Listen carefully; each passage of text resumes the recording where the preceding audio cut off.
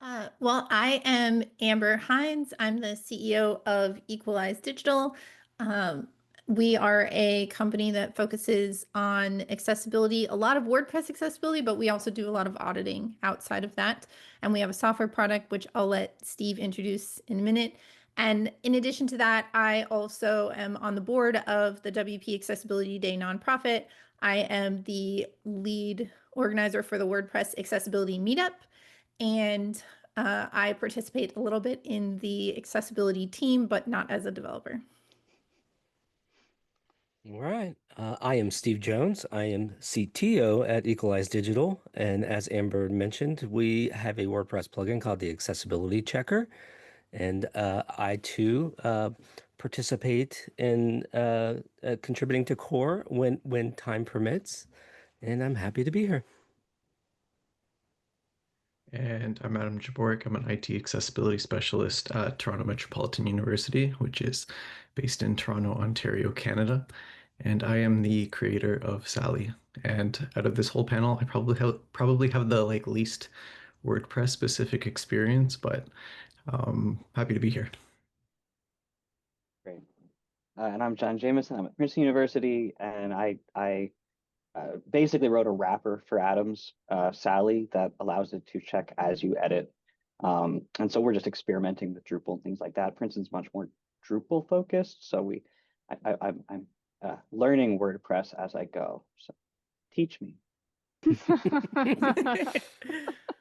I love it. Well, thank you all. I'm excited to have this conversation. I specifically wanted to find people working on integrated testing plugins, which means that they are built into the WordPress editing process. They check content during the editing process and possibly before it's published, compared to crawling type testing plugin or testing systems like a Site Improve that only crawls content after it's published.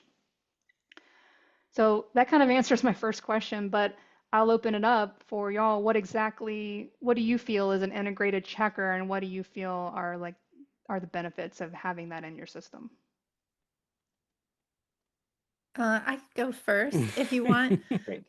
So yeah, as you said, integrated tools are tools that are built into WordPress. And I think some of the benefits of that is that you get real-time feedback as opposed to, like you said, Site Improve, like maybe Site Improve crawls the website every Tuesday. And then people have to go back. This is what I call like retroactive remediation, right? You wait after the content is published and public, and then you get a report, and then you have to add time to go back and fix it. So our goal when we first got the idea for Accessibility Checker was to be able to give that real-time feedback to reduce the need for retroactive remediation. And then also there's a huge cost benefit to using something that runs on your own server, doesn't require any API credits, doesn't have any per page scanning fees. You know, also data stays in your control. So if you're scanning private content that might have any sort of PII or student information or financial information, like it's a portal that's built with WordPress, that doesn't get sent out and stored on someone else's server. So those are some of the benefits I'm aware of. I'm sure they have other thoughts as well. I can maybe jump in. Yeah. Not specific to WordPress, but the origins of Sally goes back to around 2017, 2018. At TMU, we use Adobe Experience Manager, and there's a published and a preview state. And since our content management system was behind a firewall, there was no way to kind of integrate it with any tools pre-published. So the idea behind Sally was to create something that was kind of JavaScript based that I can run as a local sided script, as opposed to anything that requires any server sided processing or crawlers, because at that time there was nothing. So in terms of like an integrated accessibility checker, I wanted something that worked in preview mode on every single page of our content management system. And our content management system has grown a lot. It's probably over 20 or 30,000 pages now. and maybe back in the day it wasn't as much, but when some tools have a cost per page amount, that could easily get very expensive. So, well, I guess I'm also kind of frugal. So I was like, what's the cheapest way I can do this? And that's kind of how I thought about how can I integrate something on a per page basis. And that's how I kind of conceived Sally. And then WordPress is pretty similar. So it was kind of easy to create a wrapper since Sally's code is inherently agnostic. It'll work on any web page. So creating the WordPress wrapper came pretty naturally. And I don't think it's as fancy as some of the other accessibility checkers here, but it just kind of works. I think very much on my mind too was role differentiation. I came in from doing a lot of sort of direct user support for our publications office. I was very much aware that I was looking at a lot of the tools throughout the sort of site improve style tools. And we have something like 3,000 people editing content at Princeton. And I was just thinking, okay, I can train 100 or 200 people a year. You'd run the numbers and the staff turnover rate. Like I cannot train people as fast as they leave. So some sort of big enterprise tool, we bought one, we're using one for governance, I would say. But for the end users, I just needed something that was in there that worked like magic and like never used the word WCAG in a sentence and never used the word ARIA in a sentence, and was just really aimed at people who are editing content, the mistakes they could make and sort of plain language tips. And so I went looking for that out in the Drupal world, and there was nothing. And I went back to my boss and I said, I've looked at about 30 different tools at every single price point, and the only thing I found out there that was doing that I could adapt to Drupal is this, one guy at Toronto Metropolitan University. So that was kind of where I got into this. Is just being like how do we separate the very technical IT governance, WCAG compliance, auditors, tools that they need from someone just being told to not use click here as the title of a link. Yeah, I think I would just expand on kind of what each of the panelists have already talked about a little bit, and was cost. And I think when we were putting together accessibility checker and deciding, what would be free and what wouldn't be free, and our kind of methodology around it was, well, if we want to create something that's accessible, it should be accessible itself, and removing the cost barriers and giving this out for free. That's a full set, a full suite of sets. We don't limit any of our checks between our premium and our free plugin. So I think our goal was to, make the plugin itself accessible and not create any cost barriers between somebody making their website accessible and not making it accessible.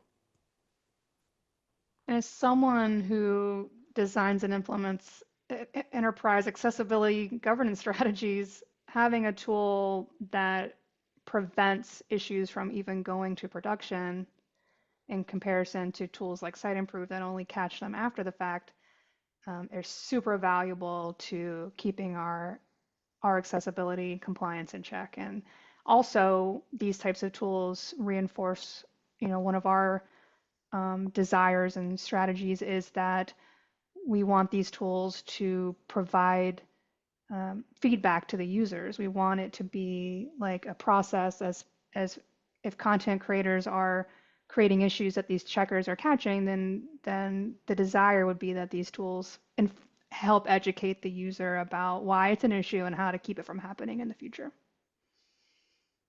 Go ahead, Amber. Yeah, I was just going to add another thing that I think we've done, and I'm not totally sure if like Sally and Editorially have done this as well. But when you have something that is built specifically for WordPress, you can customize your rule set in a way that understands WordPress, which is different from some of these like I can scan anything tools. So our rule set is based on Axe Core, but it is not just straight out of the box Axe Core. So we found things where, for example, the skip link check in Axe Core doesn't work because it doesn't understand the WordPress admin bar. And like we went back and forth with them and they were like, yeah, we're not going to change this. And so we're like, okay, we're going to make our own custom check for this because we can't use the Axe check. And or there are things like flagging ARIA hidden warnings and saying, hey, is this correct? Well, we know that the core WordPress spacer block, it is correct to have ARIA hidden on it. So we don't need to provide that noise to people to say, go check and make sure every spacer block that you put on every page is correctly hidden, right? And so I think one of the benefits of choosing a tool that is platform specific is that you get better reports with less noise. Very much so. Very much so. And it gets interesting, Amber, because I'm down all the way into the editor at Gutenberg as it's running. And so WordPress is inserting labels into empty fields, saying insert your heading here, like this needs alt text. And so if you run something like Axe on that, it's going to be very happy. Be like, oh, you have great alt text on everything, except all the alt text is like, this is where you should put your alt text. So you have to customize very heavily, very much so, yeah. That leads me to, oh, go ahead, Adam.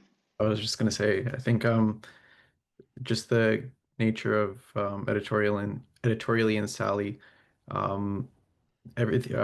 since they're just wrappers for both WordPress or Drupal, programmatically we're able to provide defaults. So speaking to what Amber said, we're able to ignore the WP admin toolbar by default. So when we inject Sally or editorially in the page, it knows to check a very specific region of the page. But there is a lot of but yes, similar to accessibility checker. I think that's the kind of the nice thing. We've been able to provide a set of defaults that makes it a lot more turnkey. And there's so much that goes back and forth because I just wrote down in the background, a core WordPress spacer box should be ARIA hidden. Like, like this is kind of what we're passing back and forth. like, oh, interesting. I feel like I've, inadvertently just brought you all together so that y'all can just help each other. Talk about how to make our rules long better. Past time. Yeah, exactly. Yeah.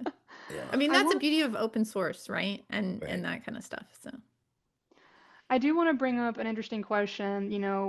We have talked about how in our environments there's tons of sites, and just all over the world there's just hundreds of millions of WordPress sites with all these plugins and all these themes. And now then multiple types of editors as well. So how, describe the challenges of writing accessibility tests that cover this wide array of ecosystems and environments. Well, I'll take this one. I think at a high level that the tests can be fairly generic, and because if you're scanning a rendered page, and that in and of itself, we could go on for hours on how difficult that is to do inside of something like WordPress when you're actually not even on the front end of the website. But I think that so you bring in Axe Core, right? Which is kind of a very general rule set, right? And then you start to curate it down. You start to modify it. You start to extend it. You add new rules that are specific to your platform. Support does come in for use cases that are very edge, and for instance, some certain component or widget inside of Elementor, right?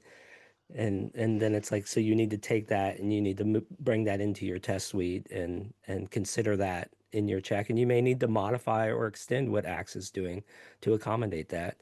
So it's just something that over the years it just grows and grows, that you end up with this very mature and curated set of rules for all these little edge cases that have come in over the years.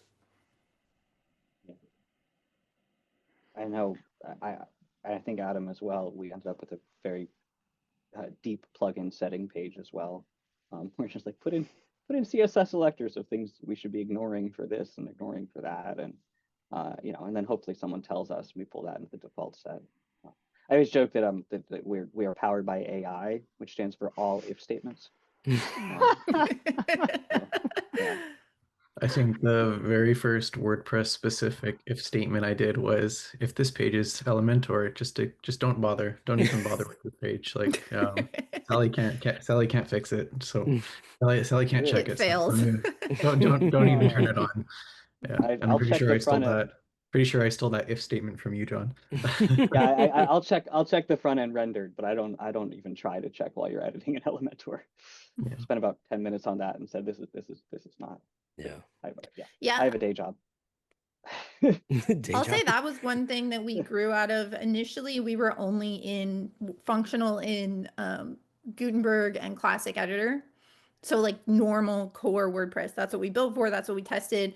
And then we ended up releasing our front end, which initially was just a view, and it would show you issues that had gotten scanned from a back end.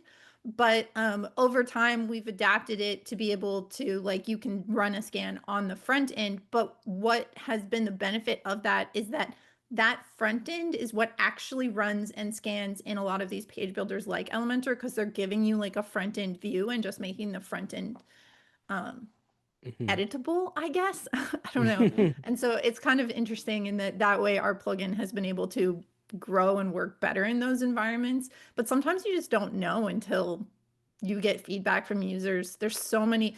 Elementor, obviously, it's like, okay, yes, we test with that because it's so widely used, but there's so many different themes and plugins. I think we ran into something with Publish Press recently, which universities might be using to help control who can edit what. And we noticed something when anything modifies core user role permissions, and you can be an administrator, but your administrator still can't edit this one page. Well, then what happens is we can't save the metadata on a scan because that's post meta, right? Saying what the errors are. And so you just start to get this feedback and you realize, okay, I now have to tweak for this scenario and that kind of thing. Yeah, and I think technically a lot of times it's just, with the front end piece is pointing your scanner at the right places and ignoring the things that shouldn't be there. Like, in Elementor, you don't need all that sidebar stuff.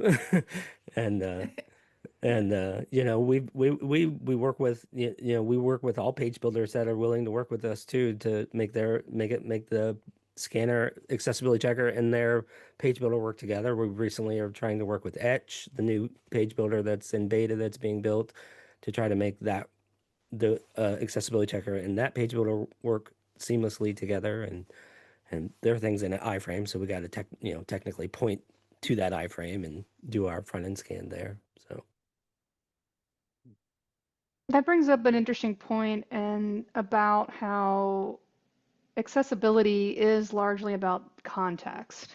And so when a user is editing the content blob or even within the block editor, they in that moment really only have the context of what's in the blob and what's in the block editor, and that doesn't include the entire context of the page and how that content works with that entire page. And so do your plugins, I mean, you touched on this a little bit and I just kind of want to kind of like get a confirmation, but like, do your plugins test for accessibility within the entire context of the page or just within the context of the editor? Both. Both? Because for what it's worth, I'm operating in the browser at runtime. So while you're editing, I'm telling you what issues are present in that editing environment, which might be a different number from what you'd see on the front end. Which this is one of these sort of constant struggles, like how do you make a good interface? Because I've had feedback, people find it confusing. That, like, if the page has 17 issues and you go to edit and it has 12, like, where'd the other ones go? So yeah, but the governance dashboard, I'm only storing what comes from the front end. I mean, I assume while you're editing that there's things I don't know. What are you doing? Yeah, I mean, this is something that we've actually gotten a lot of feedback over the years from users and about, reducing noise to only those that really reducing the issues only to those that should see them, to kind of make the plugin less noisy to content creators. Because if, they're being exposed header, footer, aside issues all the time, and there's nothing they can do with them, and they can't actually they can't turn that red thing green to make it look like they did their job from an accessibility standpoint, We've taken some steps to kind of help segment out the issues based on landmark. So our plugin now categorizes issues by landmark. You can, if you're in the admin, you can click on the landmark and it'll actually pull you over to the front page and highlight the whole landmark that you're inside of. And if you're on the front end highlighter, you can go through the landmarks there as well. So at a higher level, what we've talked about internally a lot is creating user capabilities that would then allow us to segment out the issues, just filter out the issues to only the people that need to see specific issues. So global. So to answer your question, our scanner does scan the whole page, but we do categorize by landmark. And what we would like to do is actually make user capabilities to actually filter those out to only the people that need to see global issues or only the people that need to see content issues. I'll I know, say Adam, you that had your- is not as easy as it sounds. No. On the surface level, it's like, oh, well, just give them what's in the content. But then you're like, well, wait a minute. What if this whole page is built with ACF fields? That's not in the content. They can still edit it, but it's not right. So it is very interesting, like of a challenge trying to think of all the different ways people can create content. Like, how do we actually determine you can edit this or you cannot? Well, and what is the content these days? What if you're using a block theme, right? The content literally is the whole page. Yeah. And what if remediating the issue is actually something that requires changing the code? Like Of how the often- block Yeah, that got like inserted into the page. Yes. yeah, yeah. Yep. Yeah. I don't have any sort of split configuration, but at the moment, because I'm in like a both end world, it's like we have something like Equalize Digital and we have mine. So I just limit mine very much, where it's only checking within selectors that are editable by the front end user, which is a very tight subset of what's actually there. Whereas you all are like, you're more of the targeting the sort of site admin. I don't yet have a split configuration. That's kind of on my roadmap. Adam, you've got a lot of developer checks you just rolled out. What's happening there? So, well, firstly, I was going to say, since I'm not as deeply involved in the WordPress world, TMU does have like a WordPress blog, but it's not the primary publishing platform. Our WordPress instance is mostly for blogs for teaching and learning purposes, not necessarily for public-facing websites. And because of all the complexities mentioned in the last 10 minutes, it's the reason why I don't even bother attempt to make Sally work with all the different page editors, and which is why my WordPress wrapper for Sally is inherently simple in the fact that it only works on like the preview pages or draft pages or in preview mode. But in terms of, so because I look at the overall context of the whole page, I think, well, there's less technical challenges, but I think the only key difference I made in the last year, or when I went towards Sally 3 or version 4, is that I do have a optional developer checks toggle. So Sally was very meant to tackle content accessibility related issues.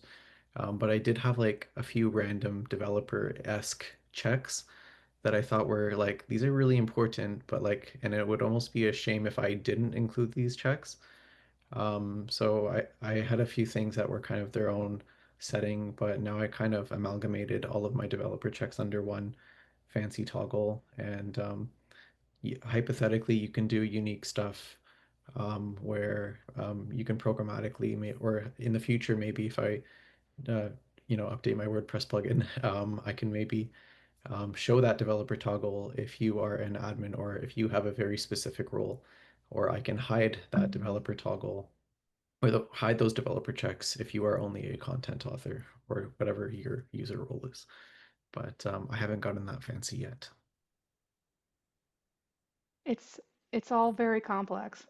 And because then like from my perspective as some, like as a, accessibility professional wanting to introduce gates. So like when I say gates, I mean like you can't publish content if it's inaccessible. And that's a broad statement. What is inaccessible? What are like the minimum or the maximum requirements for that in order to go live? because the reality is, like, it's almost impossible to say if there are any violations, it can't be published because of all these complexities we discussed. Because what we create is what we have false positives, or we have things that the editors can't even fix, Like in or the header. or they really don't know, and then all these things create a frustrating process, which is not what we want to create, and trying to create this culture of accessibility being important. And so it's this ballet of tools and education and reinforcement and cycles and gates, and how they all work together in support of that. It's fascinating. Now, we've talked about the same thing, and I'm just like, I can't. People have asked us, can you make it so they can't publish content? And I'm just like, I don't know how we would do that unless you literally had made sure you fixed all your global issues first, and then you turn that on.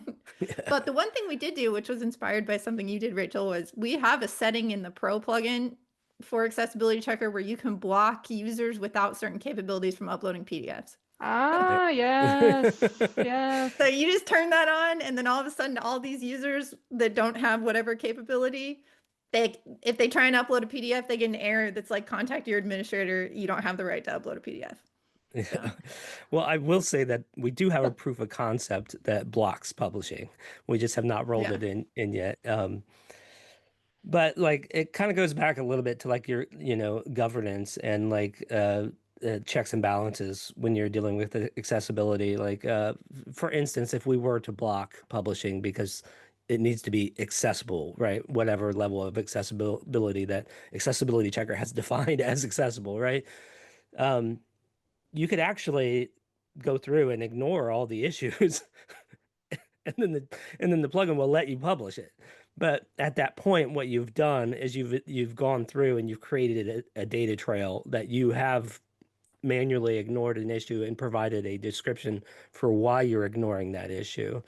So it's kind of a soft, it would be like a soft block on publishing in a way. And if they did want to just publish and they checked all those boxes, and whoever the manager is can go back and say, hey, you publish this, it's inaccessible. And, we can see what you wrote in here. Like, was that actual acceptable remediation? Were these actually bugs that you ignored? Yeah, part of the like a gate strategy is exactly that. Like maybe it's not necessarily blocking publishing, but it does require the user to kind of provide context and information. And then what we have cycles where we can just go and review that. So like we can go through and we can learn from that experience, like what they experienced, and then update our processes, and then use that data kind of inform how we, if or how we change how the process works. Yeah, I mean, I think that's something that is also maybe unique about our plugin, and feel free to correct me, Adam or John. But ours runs the scans and stores the issues, and then it also, users can dismiss them. And on the Pro plugin, you can create global ignores. So if there is something you're like, no, this is correct, and it shows up on every page, and I don't want anyone to see it again, you can do that. But then we have like on that governance side, we have the ignore log where you can go track and see everything that's been ignored, by whom, date and time, any comments they wrote, like all of that kind of stuff. So we're trying to maintain a history, which I think sometimes people are like, why would I use a WordPress plugin when I could just use Wave? And I'm like, well, Wave is just only ever going to show you what it looks like right now. It's not going to show you what it was 2 months ago or a year ago and what decisions were made about it at that time. I'll say, because I'm like self-programming, I'm writing this because my day job is auditing websites. So when I'm excited, I do have the same log. And when I'm auditing a website in my other hat, the first thing I do is pull up, like, what are the issues and who's been dismissing what? Like, that's where I go first. Yeah. So, and it's often very educational. And I have a split between which can and can't be dismissed. So I had feedback that will remain very anonymous from someone once, that one of their people got in a lot of trouble because their crawler tool was something where you could dismiss anything. And this person had been very faithfully dismissing all of their very real issues. And when they rolled out my tool as like the embedded checker, their site had a very different score. Oh man. Oh no. I feel kind of bad to hear that, but this is why things are better together. Yeah. Yeah. Yeah, we have user role permissions where you can say only certain user roles can actually ignore issues. My oh, Go ahead, sorry. Adam. I was just gonna say I have a very I also have a dismissal system kind of based off of what John did, but it's not as sophisticated. It's on a per page basis and it uses local storage. Um, Again, being the least or being the furthest away from like a WordPress dev. PHP makes me or I get scared around PHP. I've brought down our WordPress multi-site down once. So Oh I no. try to stay away from and I live to tell the tale. It wasn't fired. But I try to keep away from PHP as much as possible. But I think John, I think your dashboard sounds very similar to what Amber described. I think you've managed to um, yeah, you pretty much have a fully functioning dashboard that can do similar dismissals or um, yeah, but mine is very simple. It's just per page and local storage. So as soon as someone clears the browser cache, all of those dismissed issues are very much restored. Back. Yeah. And the reality is that across like all the different environments and installs and stuff, like there's space for all of these different tools. Like some people don't need the history and the trends, and some people do. Like and in my environment, like the decision log is and in a lot of higher ed environments, the decision log is very important for our risk strategy. And when people do get sued in our space, proving that you are trying and proving that you are doing the work matters. And so having that data is very important. And so there is value in those decision logs, depending on your environment. We've had a couple of questions that I feel like have largely been answered, but I want to make sure that, for starters, Lori Ann, we apologize, your answer got accidentally marked answered, but I do feel like a lot of your question has been discussed. Lori Ann asked how the tools compare, which we've been talking about a lot, and then how do we handle false positives, which was very similar to the other question, which I also feel like we've covered in talking about how we kind of the different dismiss strategies and the logging strategies. And the reality is that it kind of a lot of this depends on your team and how your team works and what your policies are for handling false positives or having gates.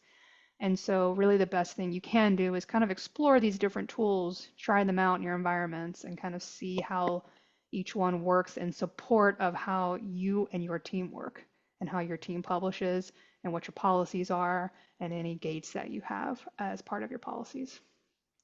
Yeah, So can I add on that? Yeah. I think so. Sometimes people come to us and they say, well, this is flagging this, it's false positive, this is a problem with the plugin. But the thing is, the reality of accessibility testing is that there are always going to be some things that require human review. And so in our plugin, for example, everything we call a warning is something that we think a human needs to look at. We can't definitively tell you this is a problem. For example, images with empty alternative text. People are like, why is that not an error? And I'm like, because sometimes that is correct. It's not an error, right? Only a person can decide that. And so I think when you're choosing an accessibility testing tool, you have to be aware of that. Like false positives are not, yes, sometimes they are an issue with the plugin and the plugin could improve their understanding of WordPress or their understanding of your builder or whatever that might be to not flag so many things. It's just noise. But a lot of times things that are quote false positives are just something that an automated tool will never know and a human has to look at. And that's part of the accessibility testing process. And so no matter what tool you choose, I think there has to be some sort of training involved for content creators on understanding how to interpret it and how to make decisions about their content. Even if it's as basic as, is it right that this image doesn't have alternative text? Because I've seen the things where people see that and they just go through writing, like, I don't know, like cap icon, pencil icon. And you're like, no, they were trying to make the tool happy, but they were not making accessibility better. And so I do think like training is really important. And sometimes people get hung up on these quote false positives that it's not really a problem with the tool. And Agreed. sometimes it is. Yeah. I mean, Sometimes that's what I it wanted is, to Sometimes say. it is. Sometimes, like when I started doing this, like I was very, because I started just looking for a tool I could purchase, and to me it was software, and software was a black box. And once I realized I had to start customizing it, I opened it up and it's like, oh, well, this test is like looking for bold text. I just put something in the chat about like my manual check, and it's like, yeah, the check is literally just looking for a paragraph that's all bold text. It's an if statement, and less than 1% of my users ever give me any feedback. And so when they do, yeah, 9 times out of 10, Amber, it's exactly what you're describing. It's a false, it's not a false positive, and I'll just educate them. Be like, oh, this is actually what's going on. But that 10th time, it's just a bug, or it's something I haven't implemented yet. It's a condition I've never seen before. And so I'm always saying to users, like, don't sit there suffering. Like, just send me a Report it, ticket in yeah. GitHub. The worst comes to worst, I just be like, oh, that's not actually a false positive, and I'll be very, nice to you. But a lot of our tests come from people chiming in and either saying something where we need to refine the test or split it into 2 tests or write a new test. But they're just if statements. Yeah. Yeah, it's I mean, if you've dealt with false positives, I'm sure all the people on the panel here know that it's typically always color contrast. And the programmatically figuring out color contrast is extremely complex. And even with the Axe Core library, it has limitations, especially around some more bleeding edge color attributes. And and with page builders that just have very deeply nested divs, and trying to uh, evaluate a color contrast of a foreground element that's here and then a background element that's 20 divs back. It can get very complex, and I think that's what we've seen the most in lines with false positives. Yeah, Sally has contrast checking, and I think it's the one module that I'm constantly tweaking to like minimize the number of false positives. But just going back, I think all of our tools are prone to false positives, but there's also discussions of governance. I think that's where governance and the tool is just a tool, but a tool will only ever be a tool if there's no strong governance behind. So like again, not specific to WordPress, I apologize, but like for example at TMU or within our content management system, our content editors can't change colors at all. So if you go to any one of our like 20 or 30,000 pages, it's very rare you'll ever find a contrast issue, simply because that was just a governance thing. In collaboration with like marketing, we wanted to make sure that no one was going to put hot pink on a lime green background. And so internally, Sally doesn't even. I turned off the contrast checking module for performance reasons, and and again, just going back to minimizing the number of false positives. If you have a technical person who can, if you're setting up a tool, you ideally want to do those global ignores before your content editors even see issues to begin with. But yeah. Yeah, and I think it sometimes with us it's a little bit of a gamble between false positives and false negatives, and when you're implementing something kind of custom outside of Axe Core, something very specific to WordPress, sometimes from a programmatic standpoint, you're like, well, we can evaluate this and get it with like 90% accuracy, but there's always going to be that edge 10% of cases where it's like this may flag a false positive or even a false negative, which is just as bad in some instances. So you start playing a game, a probability game. Like, is it better that we release something that catches an accessibility issue for 90% of the people, but it may be a false positive for 10% of the people? So you start to kind of play games there. And I know like the ethos of like Axe Core is, no false positives. And sometimes the plugin will actually not be as aggressive in finding things to kind of stick to that ethos. Can I just say that if y'all ever get together and have like an accessibility horror stories session of can you please invite me to that Yeah. and let me participate?